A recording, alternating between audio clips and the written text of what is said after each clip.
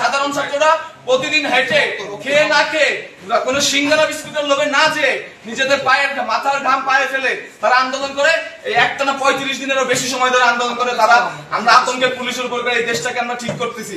আমরা যখন দেশ সংস্কার করতেছি অরাজনৈতিক ভাবে, আপনারা তখন রাজনৈতিক দলের নেতা কর্মীদের নিয়ে এখানে কি করতেছেন? আজকে আপনারা যদি রাজনৈতিক নেতাদেরকে ইনভাইট করতেন তাহলে আমাদের কেন রাখছেন? আমরা তো কোনো রাজনৈতিক নেতার মানে আন্ডারে আমরা কোনো আন্দোলন করিনি। যেহেতু আপনি পুলিশ কমিশনার সেদিনকে কোনো প্রতিবাদ করতে পারেন না সন্ত্রাসীদের বিরুদ্ধে, আমরা চাই না এই খুলনা কমিশনার এই আপনার মতো পুলিশ কমিশনার আমরা খুলনায় চাই না। আপনার এই প্রশাসন লেয়াজু ভিত্তিক প্রশাসন, এই প্রশাসন যদি ভবিষ্যতে থাকে আমরা আশা করতেছি আমরা সাধারণ ছাত্র সমাজ আবার একই ঘটনার সম্মুখীন হব। আবার গুলি চালাতে পারেন। আজকে আগের দিন আপনারা লীগের হয়ে গুলি চালাচ্ছেন, এর পরবর্তীতে আপনারা ভাই একটু আপনাদের জুনিয়র অফিসাররা কেন স্বতন্ত্র কমিশন চায়? তারা কেন বলতেছে যে আপনারা আমাদেরকে স্বাধীন করুন? কারণ তারা জানে আবার যখন নতুন রাজনৈতিক দল আসবে, আপনারা সেই নতুন রাজনৈতিক দল যদি চাপে পড়ে তাহলে আপনারা আবার আমাদের বুকে গুলি চালাবেন। আপনারা যে গুলি চালাবেন না এর গ্যারান্টি কি আমাদের দিবেন? কোন ছাত্রের উপরে, কোন জনতার উপরে, নিরাপদ জনতার উপরে, কোন মিছিলের উপরে যে গুলি চলবে না, মিছিল মিটিং যে স্বাধীনভাবে হবে এর কোন গ্যারান্টি আছে? একটা দল মাত্র রক্ত শুকাইতে পারেনি, তার ভিতরে আপনারা সমাবেশ শুরু করছে, আপনারা তাদের সাথে বসা শুরু করে দিচ্ছেন কেন? এগুলো কেন? আপনারা জবাব দিয়ে আমরা বলি শোনেন, আমি বলি আপনাদের এই খুলনার অনেক প্রশাসন দেখছি সেদিনকে আওয়ামী লীগের আমাদের যখন জোর করে তুলে নিয়ে যাওয়া হয়েছে, আওয়ামী লীগের অনেক আতিপাতি নেতারা আপনাদের আশপাশ দিয়ে ঘুরছে, আপনারা কোনো প্রতিবাদ করতে পারেন নাই। যেহেতু আপনি পুলিশ কমিশনার সেদিনকে কোনো প্রতিবাদ করতে পারেন নাই সন্ত্রাসীদের বিরুদ্ধে, আমরা চাই না এই খুলনা কমিশনার এই আপনার মতো পুলিশ কমিশনার আমরা খুলনায় চাই না। শুধু আপনি না, ওই দিনকে উপস্থিত সকল প্রশাসনিক কর্মকর্তাকে বদল করতে হবে। ওই দিনকে উপস্থিত সকল প্রশাসনিক কর্মকর্তাকে হয় বদলি করতে হবে, না হয় তাদের বহিষ্কার করতে হবে। আমরা কোনো লেয়াজু ভিত্তিক প্রশাসন চাই না। আমরা চাই ছাত্র জনতা মিলে একটা সুন্দর প্রশাসন হবে। সেই ছাত্র জনতা যে সরকারকে আনবে সুষ্ঠু উপায়ে, সেই সরকার ক্ষমতা আসবে। এখন আমরা ডক্টর মোহাম্মদ ইউনূসের নেতৃত্বে বাংলাদেশ পরিচালনা করব। এখানে কোনো রাজনৈতিক দলের জন্য আমরা কোনো সুযোগ দেই না। আপনাদের যে জুনিয়র অফিসার আছে তাদের সে একটা বার্তা, আপনাদের যে সিনিয়র অফিসার আছে তারা পদত্যাগ করবে কি করবে না আমরা জানি না, কিন্তু বর্তমান দেশের যে অবস্থা পুলিশ প্রশাসন রাস্তায় দরকার। আপনারা অঞ্চলে অঞ্চলে ডাকাতি হত্যাযজ্ঞ থামান, রাস্তায় ফিরে আসেন। সিনিয়র অফিসার থেকে কমান লাগবে না, আপনারা নিজ নিজ থানার আন্ডারে আপনারা কাজ করেন।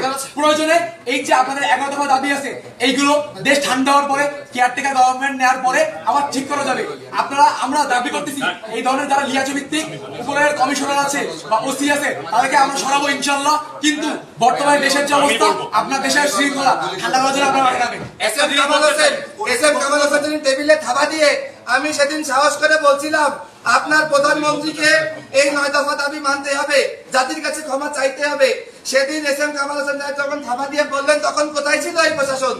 আমি কেএমপি হেডকোয়ার্টার নিজ দায়িত্বে কথা দিয়ে ঠেকালাম যে স্যার আমার ছাত্ররা কোনো ভাঙচুর করে না, এরা দুষ্কৃতকারী না, আপনার কেএমপি হেডকোয়ার্টারে কিচ্ছু হবে না।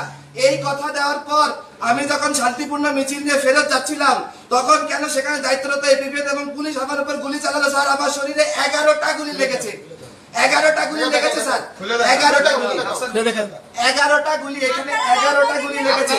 প্রশাসন আমাদের দরকার, প্রথম কথা প্রশাসন আমরা চাই। তবে আমরা প্রশাসনের যে নৈতিকতার যে অবক্ষয় দেখেছি, স্পেশালি আমি পুলিশ বাহিনীকে বলবো তাদের এই নৈতিক অবক্ষয়ের কারণে আজকে পুলিশ প্রশ্নবিদ্ধ, এবং আমরাও এই ক্ষেত্রে ব্যতীত যে আমাদের অনেক পুলিশ মারাও গিয়েছে।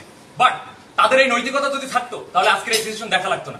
তবে আমরা কোনো রাজনৈতিক দলকে এখানে প্রমোট করার জন্য আমরা ছাত্র সমাজ এখানেও আসিনি এবং সারা বাংলাদেশে আছেন আন্দোলন। আমরা নিরপেক্ষতার ভিত্তিতে আমরা এই সরকার গঠন করতে চাই, এবং পুলিশ বাহিনীকে আমরা বলবো যে আপনারা যেই ধরনের নেতৃত্ব দরকার বা যে নৈতিকতা থাকা দরকার সেইটার ভিত্তিতে আগামী দিনে কাজ করবেন। আমরা অবশ্যই প্রশাসনকে চাই, প্রশাসনকে আমরা তো কোনোভাবেই ধিক্কার বা ঘৃণা জানাতে লেয়াজুভিত্তিক প্রশাসনকে ধিক্কার জানাই।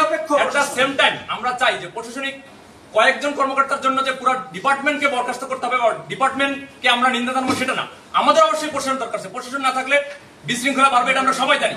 আমরা ছাত্ররা তো আর এই মাঠের দায়িত্ব নেব না, আমাদের পড়াশোনা আছে। তবে এই লিয়াজুভিত্তিক প্রশাসন আমরা কখনোই চাই না, এবং এই বাংলার ছাত্র সমাজ কোনোদিন মেনে নেবে না।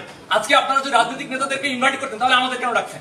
আমরা তো কোনো রাজনৈতিক নেতার মানে আন্ডারে আমরা কোনো আন্দোলন করিনি। এই আন্দোলন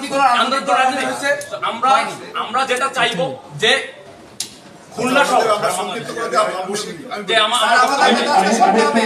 আজকে আমাদের ছাত্র প্রতিনিধিদের কাছ থেকে যতগুলো বক্তব্য এসেছে কোনো বক্তব্য না কেটে পুরোটা বক্তব্য আপনারা প্রচার করবেন। এটা বাক স্বাধীনতা, বাংলাদেশে আবার আমরা ফেরত আনছি, এই বাক স্বাধীনতা চিরকাল থাকবে। কেউ কথা বলা থেকে চুপ থাকতে পারবে না। আমরা আবার কথা বলবো, আমরা আবার অন্যায়ের বিরুদ্ধে প্রতিবাদ করবো। যদি কোনো রাজনৈতিক দল এরকম কোন এজেন্ডের নামে আমরা লক্ষ্য ছাত্র জনতা আবার নামবো। আমরা লাশের মিছিল ছাড়বো না সর্বত্র। আমরা বলি আমাদের দেশে আর কোন ধরনের কোন ঘুষ, দুর্নীতি, লিয়াজু, সিন্ডিকেট, বাজার সিন্ডিকেট, ওষুধ সিন্ডিকেট, ছাত্র সিন্ডিকেট, মাদক, অরাজকতা, গুন্ডামি, চাঁদাবাজি, নৈরাজ্য, সন্ত্রাস কিচ্ছু থাকবে না, কিচ্ছু থাকবে না, কিচ্ছু থাকবে না।